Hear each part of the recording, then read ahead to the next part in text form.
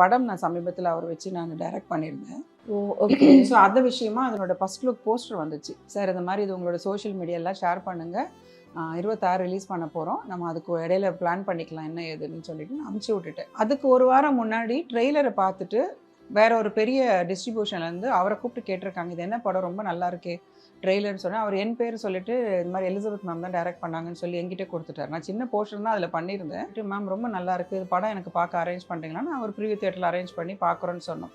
So அன்றைக்கி பேச சொன்னார், ஜி நான் எதிர்பார்க்கவே இல்லை, இவ்வளோ நல்லா வரும், ட்ரெய்லர் பார்த்து நானே அசந்துட்டேன். ஸோ கண்டிப்பாக நம்ம ஆடியோ ரிலீஸ் ஃபங்க்ஷனோ ரிலீஸோ நம்ம தூள் கிளப்பிடலாம் ஜி, சொல்லுங்கள், அவரோட லாங்குவேஜ் தெரியும், அப்படி தான் பேசுவார், அப்படி சொல்லியிருந்தாரு. ஸோ இதனால நான் அதுக்கப்புறமா இதுக்கு வாய்ஸ் நோட் போடும்போது எதுவும் ஒரு ப்ளூடிக் வரல, விட்டுட்டேன். அதுக்கப்புறமா தான் நான் அன்றைக்கி டெத்து கேள்விப்பட்டப்போ அன்றைக்கி நான் டப்பிங்கில் இருந்தேன். வேற ஒரு படம் முடிஞ்சதுக்கு டப்பிங் 2 o'clock வரைக்கும் எனக்கு ஈவினிங் வரைக்கும் இருந்தது. நாங்கள் சொல்லிவிட்டு நான் போகிறேன்னு சொல்லி ஒரு 2:30 நான் சாரோட இதுக்கு நான் போனேன்.